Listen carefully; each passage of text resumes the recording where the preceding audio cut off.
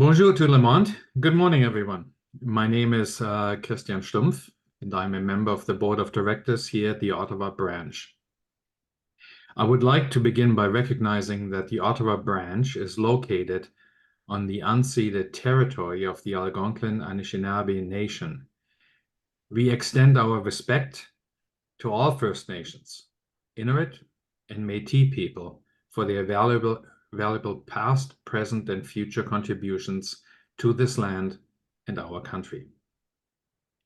On behalf of the branch, I am pleased to welcome you to today's webinar entitled Learn to Protect Yourself from Phishing Scams.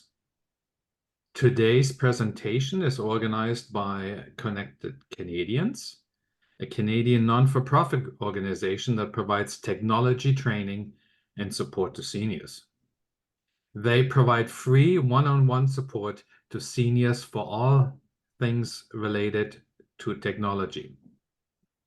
Today's webinar is focused on helping you recognize phishing scams and other types of internet scams, and to help you learn helpful prevention tips to keep you and your devices protected. I want to give a warm welcome to our presenters today. There's Lorelei Cairns, as well as Jesse, who will do an introduction on Connected Canadians. Lorelei is the manager for customer success at Adobe Canada, and she volunteers her time as a Connected Canadian workshop facilitator to help make sessions like these possible. Thank you for being here with us this morning. I also want to thank the rest of the Connected Canadian staff here today, comprised of Russell and Alejandra, to help facilitate the workshop as well as answer questions during the Q&A session. Veuillez noter que le webinaire sera présenté en anglais, mais la participation bilingue est toujours encouragée et agréable. I want to give a special welcome at this point to anybody who is participating but not yet a member of the association. We hope these webinars will inspire you to join us, and to our members, we hope that these webinars will encourage you to maintain your membership. We also encourage you to help us grow by participating in our annual mega recruitment drive. Recruiting a new member will enter you in a draw to win some amazing prizes, including 2 grand prizes of $10,000 each, travel vouchers, and $5,000 in cash, courtesy of Colette and Bella Direct. We will make sure to give you all the details about this contest in our follow-up email. Finally, if you have any questions during the presentation, please ask them in the Zoom Q&A box at the bottom of your screen. We also have our presenters and facilitators answer them at the end of the presentation during a dedicated Q&A period. I will now turn it over to our presenter, specifically, I believe, Jesse, who will talk about who the Connected Canadians are, followed by Lorelei for the presentation. Over to you. Thank you. Thank you so much, Christian, and good morning, everyone. It is good to have so many people here today. And so I'm Jesse. I'm the senior instructor, and I take care of accessibility with Connected Canadians. We are Canada's largest digital inclusion charity, and our mandate is to foster digital literacy skills. That means that we want people to have competence, but also confidence with online and technological skills. It doesn't just mean your computer. It doesn't just mean your smartphone. Sometimes it means how they talk to each other, how you understand digital citizenship, or things that you might need to do to plan for, be it your end of life or your finances online. There's a lot of ways these things are unspoken about, and we like to talk about them. So one of the big things that we do is a one-on-one mentoring program. We have over 500 mentors trained around the country, and these individuals pair on given topics to help you become better at anything at all. So what you can do, my colleague Alejandra is going to be putting our contact information into the chat. We ourselves are an Ottawa-based organization, but we have a national mandate. And so we have mentors that can work with you wherever you are, whatever time zone you're in. I'm joining you right now from New Brunswick. And so it can be from coast to coast, wherever you might find yourself. We are happy to help. And my colleague Lorelei is going to be speaking through this presentation. The rest of us will be handling these questions in chat, and then she's going to direct or take some of those head on at the end in the time we have remaining. So Lorelei's right here with you, and I'm excited to hear what she has to say today. Lorelei?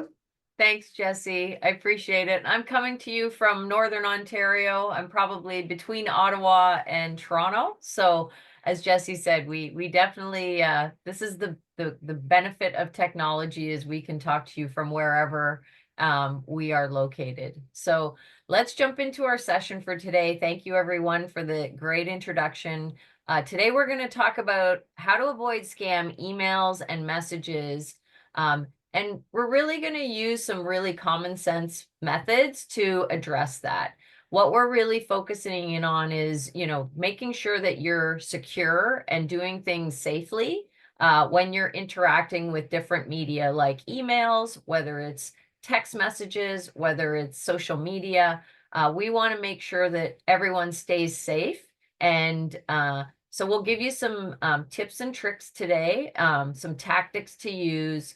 But again, everything's fairly straightforward. So if you have any questions, don't be shy. Please do put them in the chat. We want to make sure we address all your concerns today. So I'm excited to get started. I know we have lots of folks on the call, so welcome.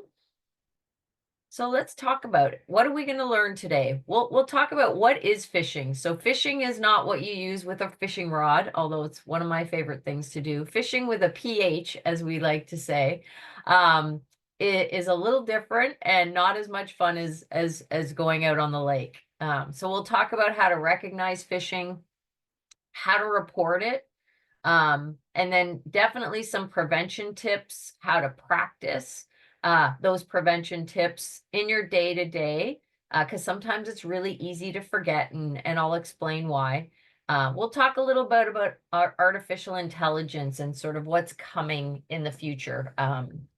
There's some great benefits to artificial intelligence, but it also sometimes makes things harder to, or I'll say easier to deceive, intimidate. No, I can't find my words today. AI will, or artificial intelligence will sometimes mimic what is a legitimate source. So we'll talk a little bit about what we need to look out for there and how to best recognize that with artificial intelligence. So let's jump right in.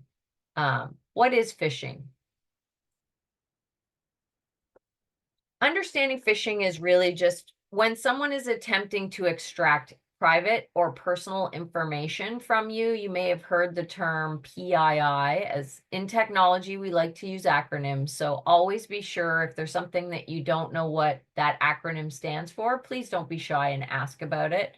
But PII is just personally identifiable information. And this is what people who are phishing are trying to get from you. And they may use it in a variety of ways. Generally speaking, they're all negative. So we don't want to participate in these phishing attempts. They're usually, the goal is to either steal your identity or directly steal your money, or get money from you. So that's where we want, there's many sophisticated tactics that are used by phishing scammers that they use to try to extract that personal information from you. All phishing emails are spam. There's some pretty strict spam rules. So if you see something coming from an organization, you can certainly contact that organization and then unsubscribe if if you're seeing those things, but typically they're not coming from legitimate sources. So we'll talk about what to do with those, how to respond to those. And often the best response is just delete. If we learn nothing else today, don't engage and delete any of those attempts to engage you in a negative way. So what are some examples of personal information that scammers might be interested in? They may want to get your name, address. I mean, they will literally try to get almost any type of personal information that they can then use to either determine or figure out a password, or potentially steal your identity and then identify as you on in other places. So again, what information you share online, you need to be very aware and make sure that you're not oversharing information. A great example, most legitimate organizations are never going to ask you for things like social insurance number. Those are, very private. That's very private data, unless you're engaging directly with the government, frankly. That's not information that, for example, an online banking site would or should require. So if you feel like what you're being asked for isn't realistic, then maybe you want to reconsider engaging or doing business with that type of an organization. So I would say your best defense is always intuition. If something doesn't feel right, then the best thing to do is step away from that and maybe not engage with that organization or do business with that organization if you feel uncomfortable. So let's carry on. So what information do these phishers really want? Probably the most obvious things: passwords, email, banking, social media.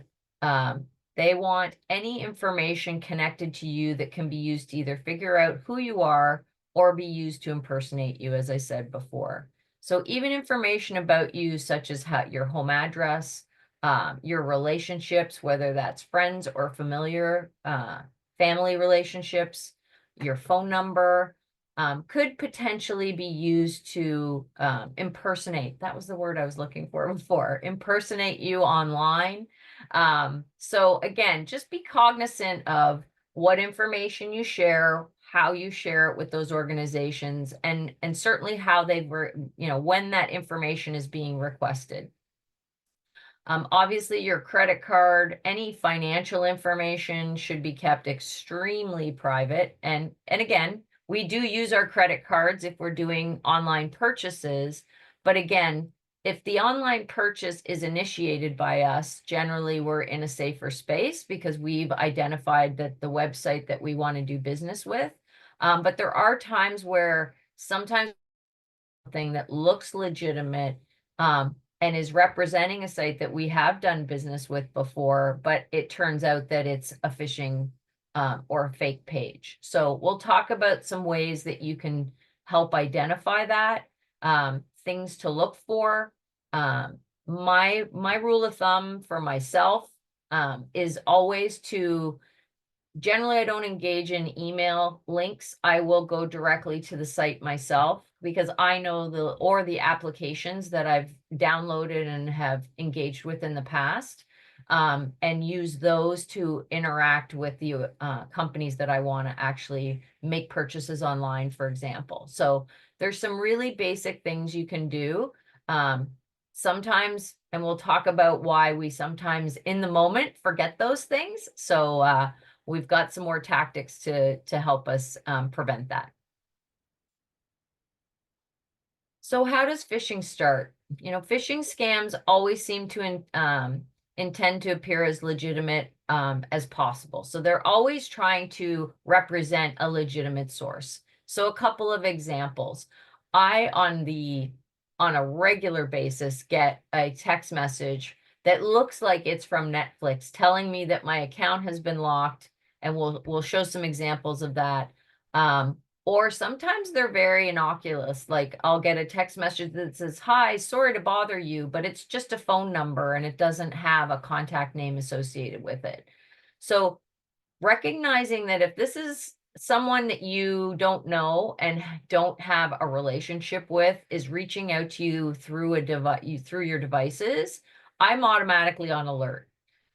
Because I'm not sure who this person is. Generally speaking, if I think I know who it might be, I will reach out to them in using a separate media. So, again, you want to make sure that, who you're engaging with, whether it's through your devices or online, is that legitimate source.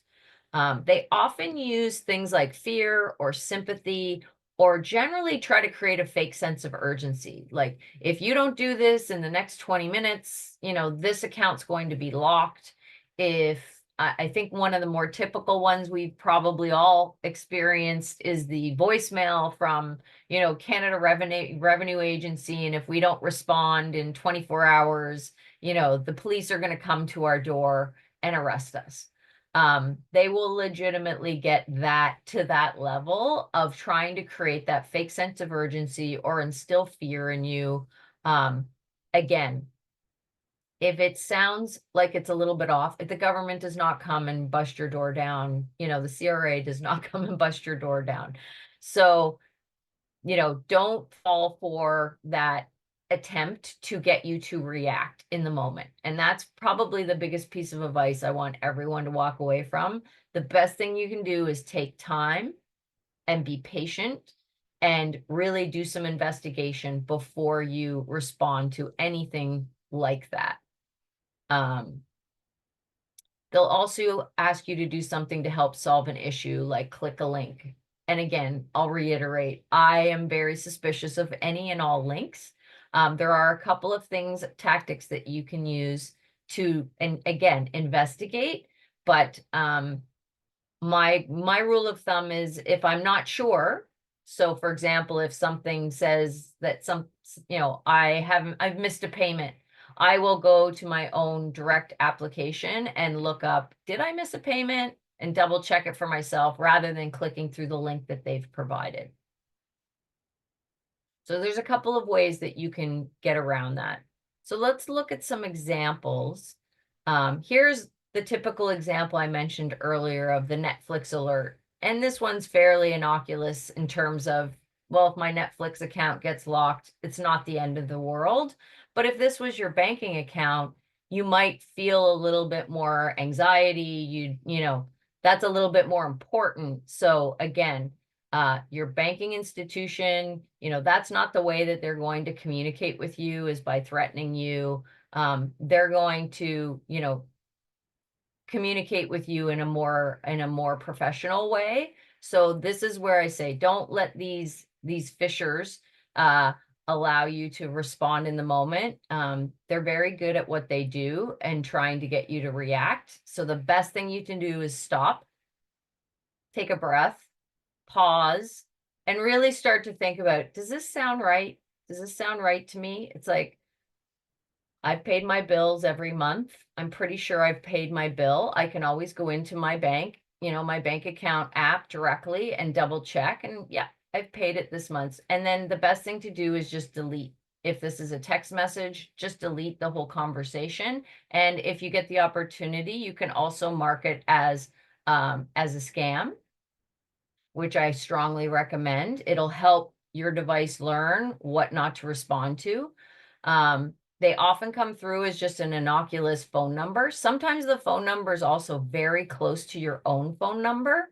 That's another way that I think they psychologically try to get you to feel like it's familiar and to respond to it. And often the scam calls that I get are very close to my own phone number. And I think that's a tactic that they're trying to use. Like, oh, that number looks familiar. And it's like, but it's typically just a scam.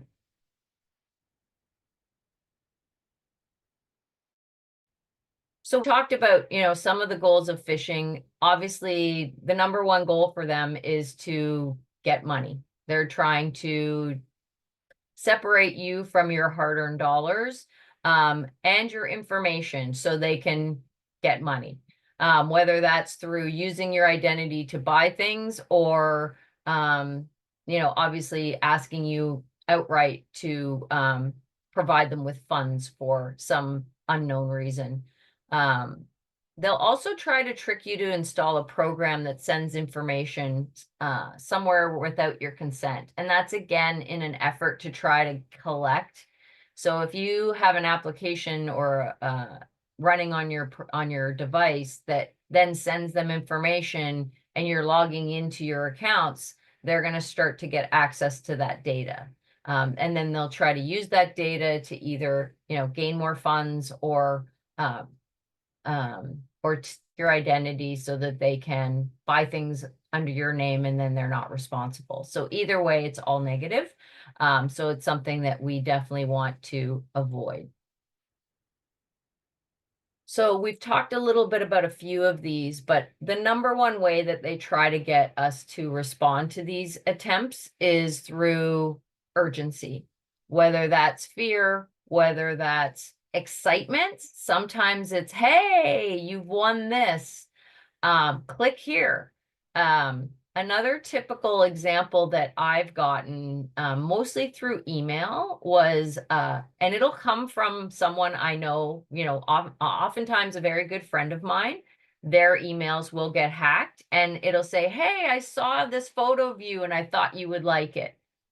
They're usually very short. There's not a lot of, how are you? Nice to see you. So those are the messages that in my mind, I'm often on alert because I know that those are often used as phishing attempts, whether it's to get you to click through that link to install something or taking you to a site that is going to try to collect information from you.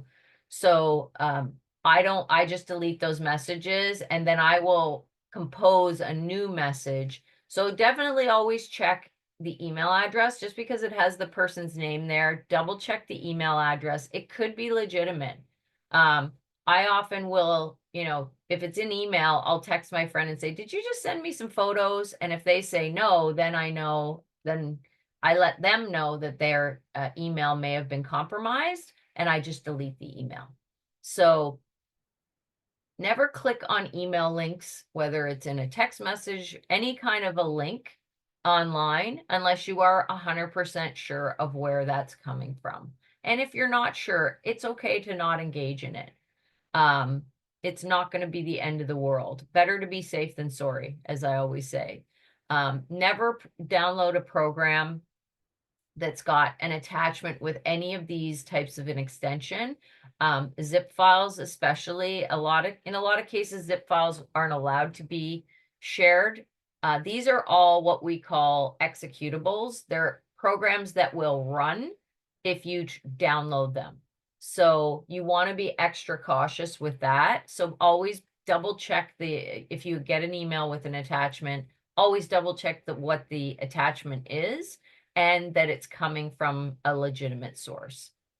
And again, I'll reiterate, it all takes a little bit of time, but that's your friend. Time is your friend. Taking the time to do a little bit of investigation can make all the difference.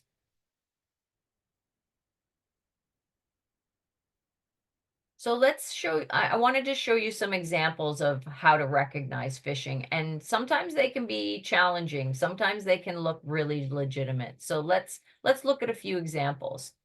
I know this is a little bit small, but if you look at this looks like a fairly generic email. It's a subscription confirmation, but you may be like, I don't remember signing up for this subscription. So let's start doing a little bit of investigation. So the first thing we're going to do is we're not going to click on anything. We're going to take a closer look at this email. So the first thing I always hone in on is the email address. It does look a little bit strange. It does have Apple in it for the subscription, but it's also got Microsoft in the email address. where it came from, which is a bit odd since they are direct competitors.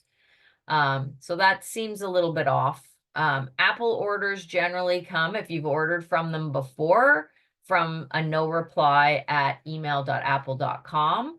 But again, sometimes these can be a little bit complex in terms of, especially when they're an automated email, like a response to a purchase.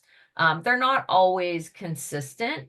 But again, my spidey senses are up. I'm a little bit suspicious, so I'm going to keep investigating before I decide if I'm going to interact with this email. So what else do we see?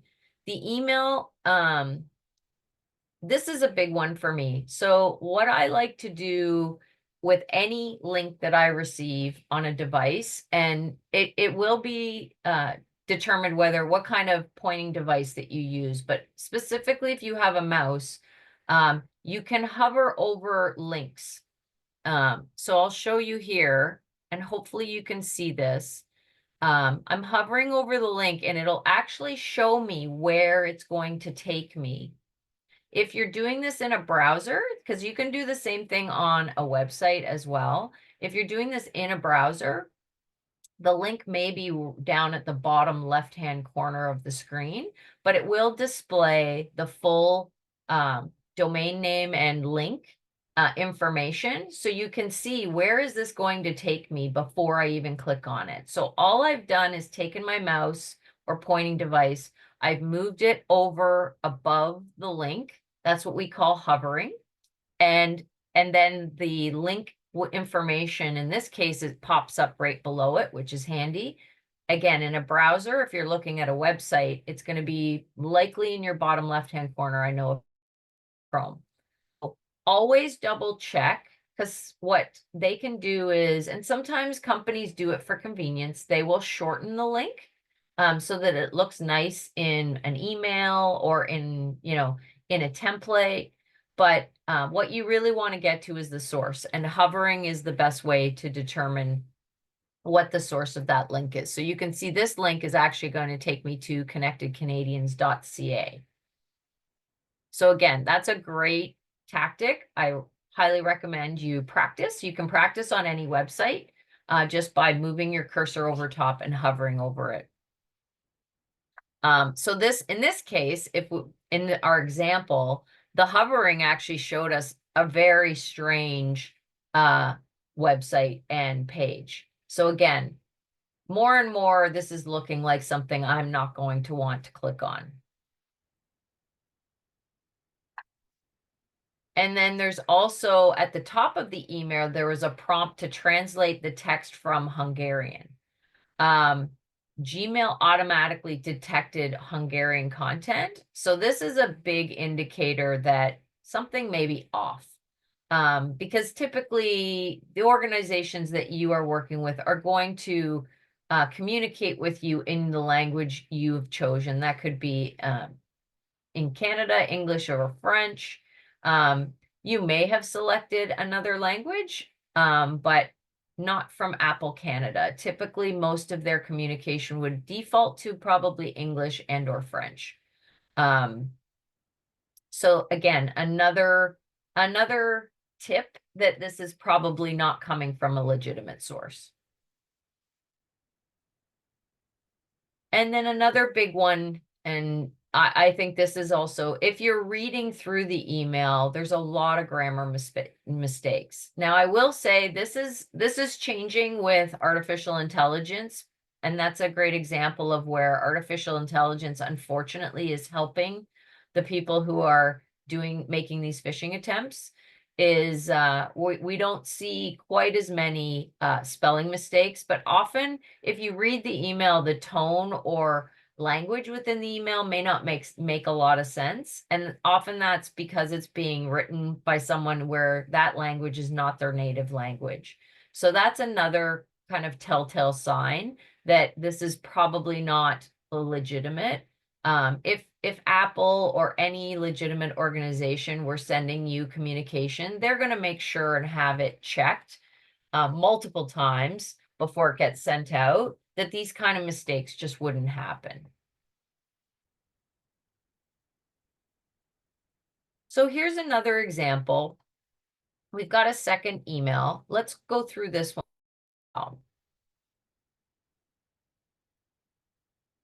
So this one's a little, it's, it's not a company. It looks like it's coming from someone we know. They're being, very friendly. They're saying hello, hello. So the first thing we want to do, as I mentioned, and this is always my go-to, is let's check the email address. If this is someone we know, hopefully, especially if we're using a phone device, because sometimes it's hard to see all these details. But you can also go into your contacts on your phone and double check, is this the email of my good friend Bob?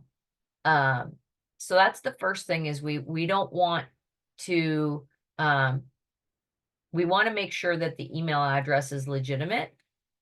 And they don't typically change all that often. If they do, usually our friends will let us know. And then we can update our contacts. But keeping your contacts up to date is a great way to have a reference for your friends' emails. Because sometimes we have to put some weird numbers in because our name has been taken. So having that in our contacts is a great reference point. And then let's look at the tone of the email. And this is where I go back to the language part of it, is reading through it. It seems a little bit off. Await your soonest response. Is that the way that you and your friend engage?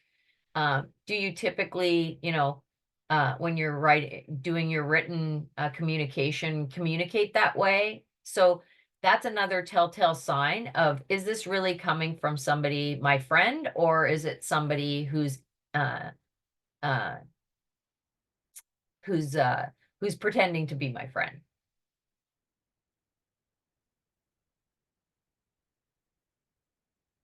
So the biggest one for me, and I can tell you a story on this one, is another clue is when, someone out of the blue starts asking for money.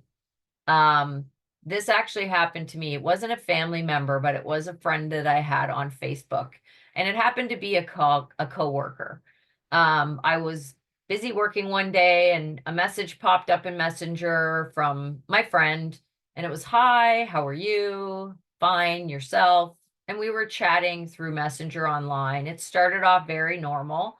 And then he started to tell me how he was on a trip with his family, which I thought was odd, because why are you messaging me while you're on vacation? And then it slowly turned to, I've been mugged and I need to catch my flight, and I don't have any money to pay my hotel bill. And then I went, this is odd. Like, this person would not typically be the person who would come to me to get help for something like that. They would go to a family member. We were just coworkers. So I promptly then messaged this person at work, and they were actually sitting at their desk at work, and someone had hacked into their Facebook account and were trying to get money from me. So I was upset in the fact that they actually got me. Oh, Alejandra, did you have a question? No, sorry, I was trying to answer one question. Sorry. That's okay. No, that's all right.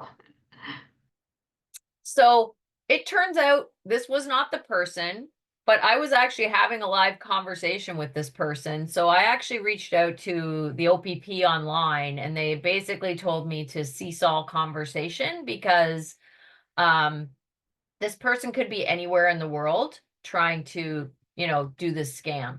So I just ended the conversation, let the person know that their Facebook account had been corrupted. But then I started thinking, what if this had been, someone's child, or, and this was happening in a text message. And it really made me mad, frankly, that there's people out there, trying to use, an urgent situation to get people to send money. So just be aware, and if you feel like someone who's asking you for money who would never do that, I always say, take the conversation out of the forum that you're in. If it's happening in email, get on a phone call with that person so that you know you're actually talking to the person.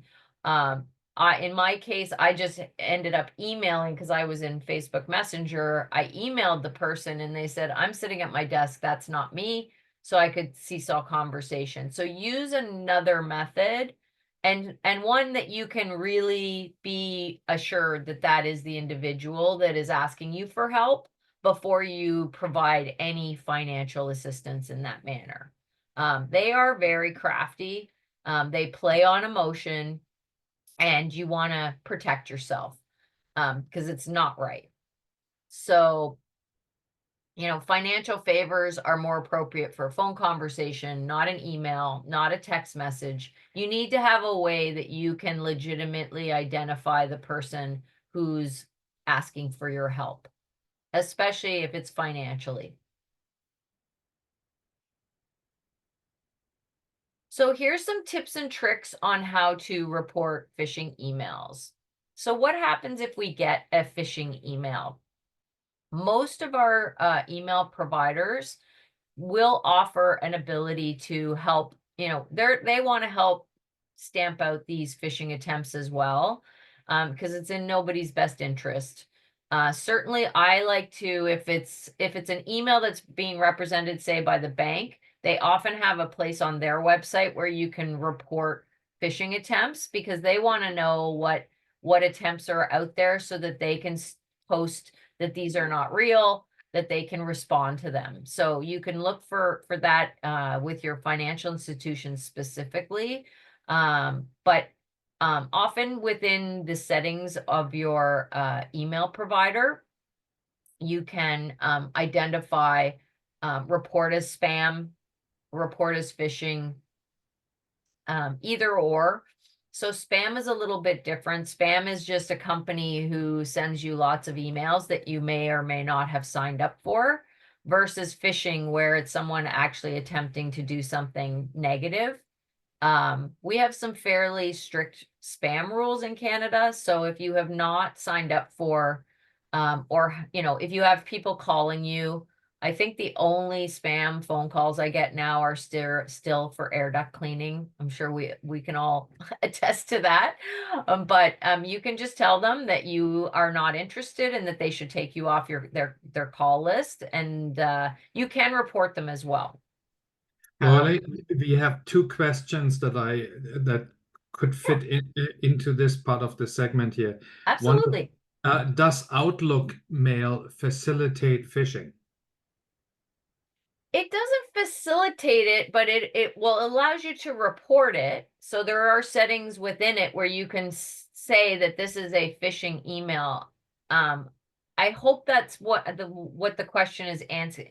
I mean, email providers are really just there to deliver email to a box. So there isn't they don't do any investigation on your behalf to check to see if an email is legitimate, unfortunately. I mean, I shouldn't say that. They probably do, if there's a way for them to identify a phishing attempt. I'm sure that they have implemented as much as they can, but honestly, they are so creative, I'll say, is the nicest way I can say it, in the way that they do that it's often difficult to identify from an electronic standpoint a legitimate email from an illegitimate email. So that's where it's on what I hear is Outlook is the delivery mechanism, sort of like Canada Post sends the mail or delivers the mail to our address, right? That's right. What is contained in the mail or in the email is something different. Exactly. So just like Canada Post can't open a letter, the Outlook doesn't have the ability to look inside the email, check that the links are legitimate. They don't look at the content necessarily. They're just there to deliver that content to your inbox. Okay. So that's why it's on us to do the investigation and take the time, unfortunately, to protect ourselves. Perfect. I have two other questions that came up in the Q&As here. Trudy is asking, she would like to know the pros and cons of subscribing to VPN and how to do this. Do you have a plain language site that can walk me through this? I don't know if any of my colleagues on the call have any, Jesse, did you want to Yeah. jump in? So VPNs, like virtual private networks, are services that are offered that you can pay for, and we're generally like brand agnostic. So I wouldn't be able to say, get this one, not that one. I will say that VPNs really are designed to protect your privacy to a greater degree. They bounce around your signal to make the place where your internet connection is originating from more obscure. So there's actually data associated with your internet connection that could pinpoint pretty easily where you are. Like you could say your neighborhood within a couple blocks. And that can have an effect on things like the sorts of ads you receive and just types of privacy concerns that are front of many people's minds. But it also doesn't necessarily make you safer. Like that email will still get through to you. You could still click that link. So there are several like strong ones available. I'd encourage, like, I actually use Firefox as a browser instead of Chrome. I'm one of those odd people. And Firefox, through the Mozilla Foundation, has a VPN that they offer, which is an excellent one. But I said I was going to be brand agnostic, and there I go. Just to say that that's really what they do. They protect your privacy to a greater degree, but it's still often up to you to remain safe, because social engineering, which is what these attempts to create fear or sympathy, that's social engineering. That's not going to be stopped just by a VPN. So they're great for lots of things, but they're not foolproof in terms of security. They're fundamentally a privacy tool, if that makes sense. Yeah, I would look at it as more of like your geography. So often, as Jesse said, you'll get targeted based on your location for certain types of ads. That's what a VPN can protect you from. It can also protect your devices in terms of people trying to get access to the devices more so than things like an email. Emails are going to get delivered, and you'll still need to do the investigation from a phishing perspective, but they do provide a level of security to your devices, as well as give you flexibility. Sometimes people use VPNs because they want to get access to certain content that they can't in their location. So yeah, it's a great technology. It's definitely a good thing to consider. It's not going to necessarily address this in particular. That's helpful. Awesome. Yeah. I would also say you can't necessarily trust any VPN server, and you should pick the VPN server carefully, because in the end, it's just a computer that's receiving all your data, encrypting it, and talking to the target website. So it is worth looking for a recommended list of VPNs, and I'm just going to put in something in the question and answer about where you might find that kind of information. Awesome. And I would say, if anyone on the call would like to, are thinking about putting, getting a VPN, that's where we do have the one-to-one mentor sessions. That would be a great opportunity to work with the Connected Canadians team. And we can help you, get that, if you picked one, or if you're looking at some, we could do that with you more one-on-one, and then possibly help you get it set up.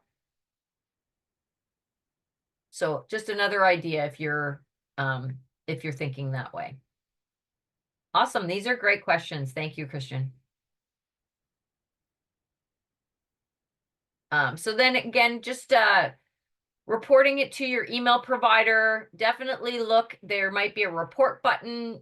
Depends what email provider that you're using. But you can even search in the help to see if there's a way that email provider does provide a way for you to report it. But we strongly recommend that you do report it. The more we can identify these things and clear them out, it's going to make the service providers better at helping them recognize them and hopefully trying to filter them out. But as I said, it's very difficult for them because they don't want to be filtering out your email. They don't want to be reading your email like Canada Post opening your letters. So there's always going to be the chance that these are going to get through. So using some of these tips of just doing your own investigation is the safest bet. And my other piece of advice for everyone is if it sounds too good to be true, or if it just sounds wrong, just don't engage with it. Delete it and move on with your day, and don't give it another thought. If it's come from someone that you know, as I mentioned, I always let that person know that their email has been compromised. I used the example earlier of the email with like, hey, I saw this photo of you. I thought you'd think it was funny. Or here's a photo of you. Usually it's really, really short. I'll generally just let them know there's a good chance your email has been compromised. So you should go in, make sure you can log in, change your password, etc. Give them the heads up. So here's some other preventative tips we can quickly go over. I think we've talked about many of these, but ignoring communications from unknown contacts. If you don't know who's trying to reach out to you to get you to click through on something, just don't engage. You can block suspicious senders. I know we're talking mostly about phishing, which is mostly email or text messages, but even on your phone, there are settings on your phone where you can block what suspected spam calls might be. Also, and then if you turn those settings on, they'll also notify you if you're getting a call from an unknown number. It'll say likely spam. Don't answer the phone. Just let it go. Let it go. I let it go to voicemail. 9 times out of 10, they don't even leave a voicemail. And again, carry on with my day. Definitely don't reply to spam messages, not even to unsubscribe. So we talked a little bit about spam versus phishing. With spam, they'll often, they may be from a legitimate source where, they have at the bottom an unsubscribe button, but what they may be trying to do is to make sure that they'll send it out to what they think are a list of email addresses. And until you actually respond to it, they don't know that it's legitimate. It's kind of like when spam callers call you and you answer the phone, even if you hang up and then you all of a sudden start receiving a lot of spam phone calls, that's because they now know that there's a person at the end of that number, because sometimes they just have auto dialers that are trying all of these numbers to see if they can find, a live person on the other end of the phone. So don't respond necessarily, just delete them. You can also use your email settings to put things in your spam folder, and again, just move on with your day.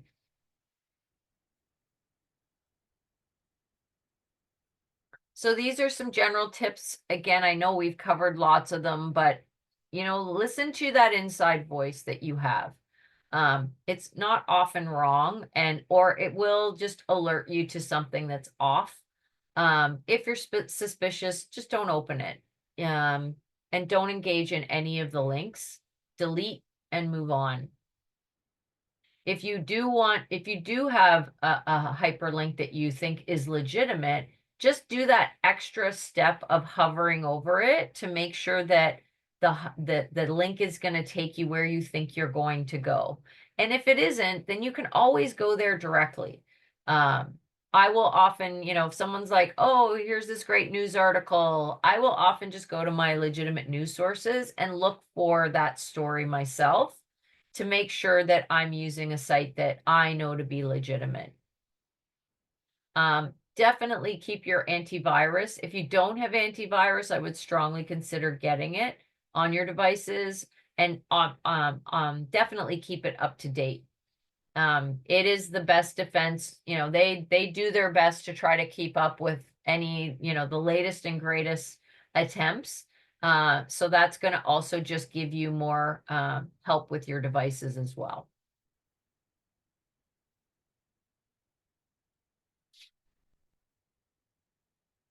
we talked about this a little bit already, but you know, those reputable organizations like your bank, you know, people that you've engaged with in a legitimate transaction are not going to ask you for personal information through email. They will never ask you for that information because they know that that's how these phishing attempts happen. You know, they're never going to notify you and ask you to click through on something because something's going to get locked. You never use your phone number or email address provided in a suspicious message. Use contact information from the verified website. So as I said, you can always step out of, you know, if it's email, you can step out of email, go to a browser, go to the legitimate website and look for what they're, you know, referencing. You can use your applications that are legitimate applications if you're using your phone. I often, specifically around financial, use the, you know, my banking application because I can be pre-verified through that. They do a lot of security steps. If any of you have installed them and set them up on your phone, they take security very seriously. And often it's the safest way to engage electronically with your banking institution. So take those extra steps because it's in your best interest and it's for your safety. So let's do a little practice. So based on the clues from the previous example, and is this email genuine or is it a phishing attempt?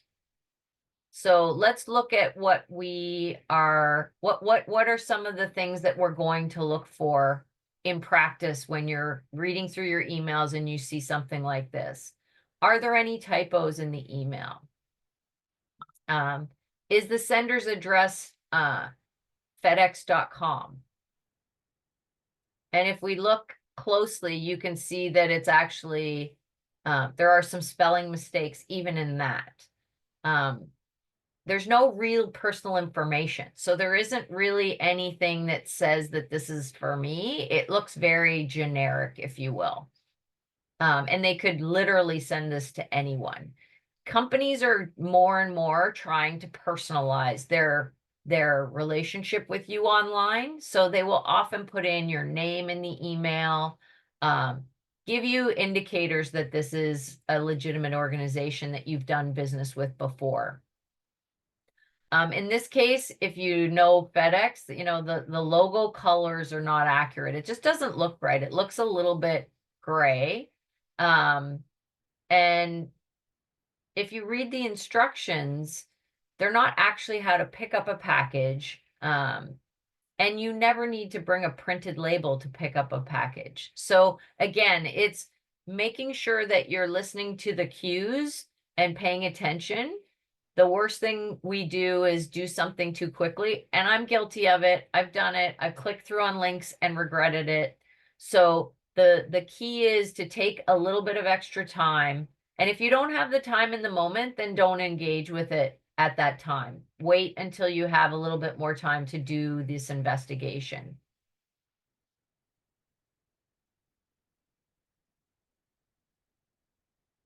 So would you trust this email? This is another example. So this one looks a little bit better. The logo certainly looks more accurate. That's more typically the FedEx logo. The recipient actually was expecting something, so I was actually expecting a package. It already has my address in the email. So that's an indicator that, oh, then they likely know something about me. It's a lot less generic. And the recipient and the first message just uses the email info. So again, it's got my name in it. It doesn't just have my email. It's not just to my email address.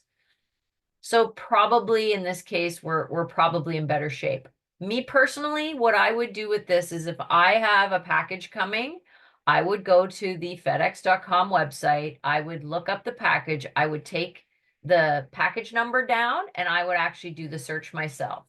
I'm extra cautious with email, especially, and it's never a bad idea to use your own way to just double check something. So whenever I get a package notification, just because they are often a great way, you're excited, you're getting something, or it's something you've been waiting for. So again, they're using that emotional attachment to get you to respond. But there's other ways to get the same information without engaging through the email. So those are often the safest, routes to take if you want to check on the status of that delivery.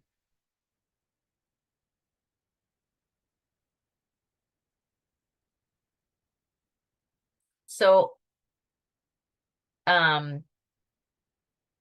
this is a website that we'll share with you. I think they're going to provide a summary. So anyone who's on the call who is looking at all these links thinking they have to take lots of notes, not to worry. We're going to provide you with a worksheet after.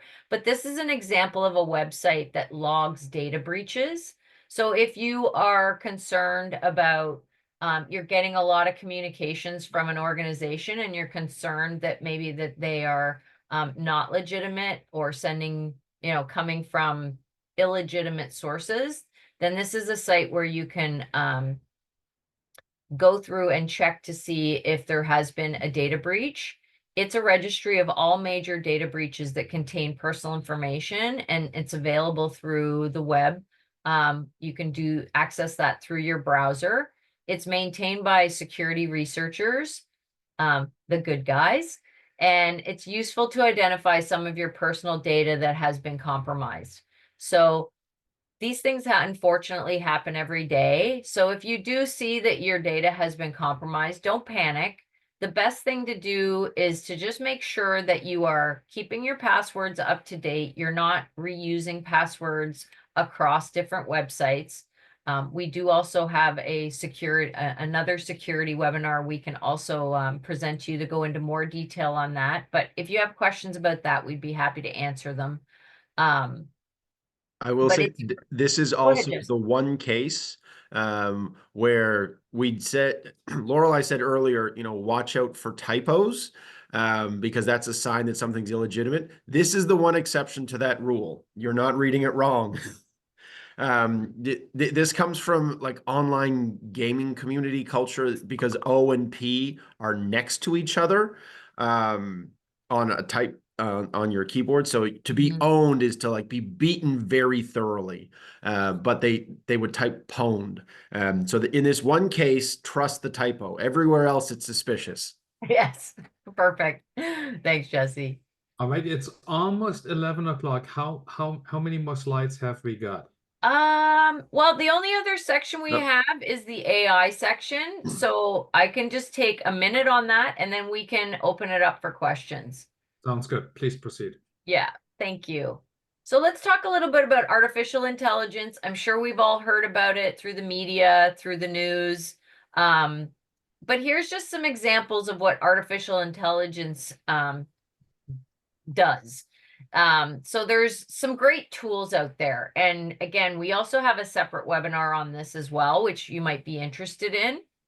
But tools like ChatGPT, Midjourney, Pictory, and Murph, these are sites where you can go in and use artificial intelligence or AI to help you with your writing. So you need to write a thank you letter and you want it more formalized, or you want a summary of some information. You can post that into a ChatGPT or any of these other sites and get a response back, whether it be the summary of a document or a fully formatted letter based off of a few lines of information. So these are some great tools that can make life much easier for you.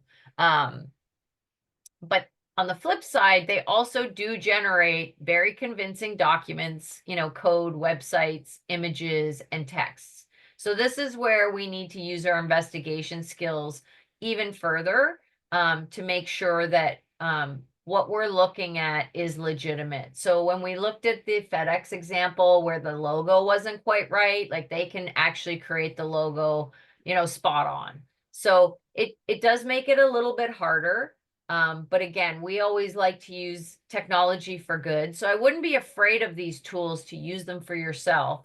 It's more a matter of knowing that these are out there and that they have the ability to create all these things can make, things like phishing attempts look more authentic.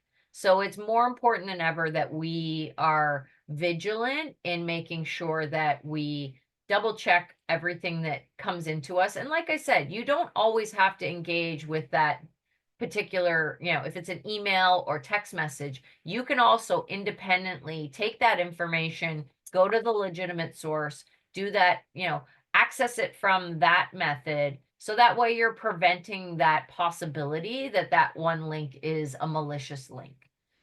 So that would be my number one piece of advice. Listen to your inside voice. If things don't seem right or they sound too good to be true, they probably are.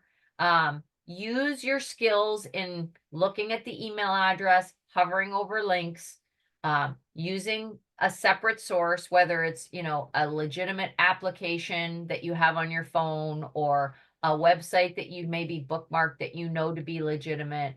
Use those methods rather than engaging in those direct messages, and you'll always be safer. So that was kind of everything we needed to cover for today. I'd love to open it up for a few minutes for questions.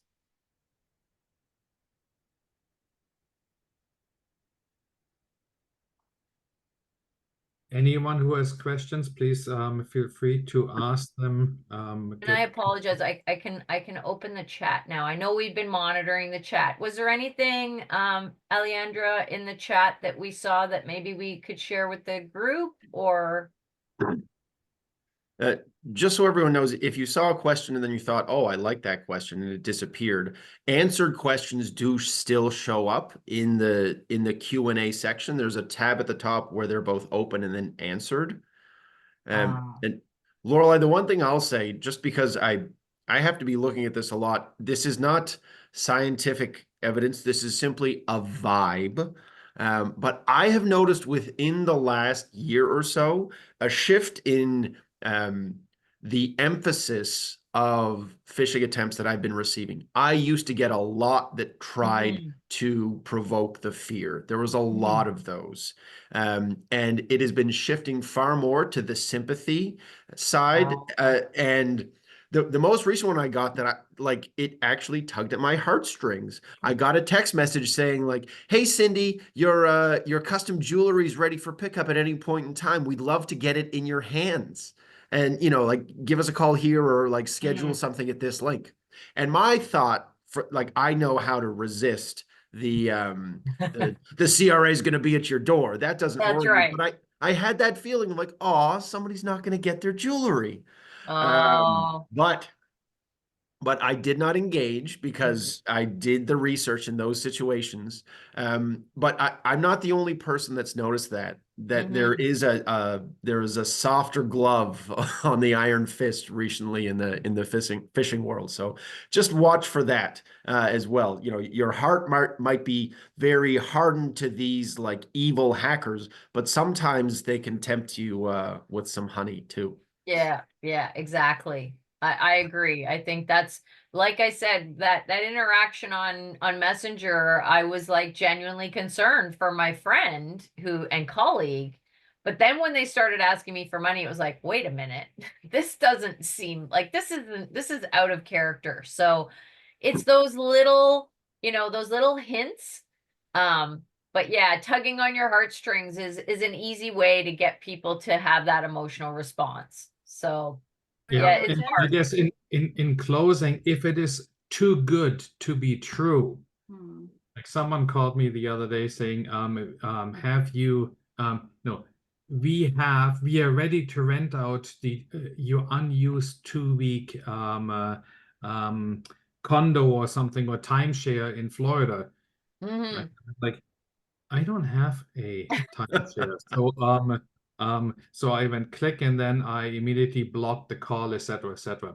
But on this note, I would like to thank you all for your participation. The Ottawa branch would like to thank all of you folks from Connected Canada, for Canadians, for your excellent session, for the support you provided, for answering the questions, for a fantastic presentation. To our members who connected, please look for the follow-up email. It will include the contact information for Connected Canadians, as well as any resource our presenters would like to share with all of you.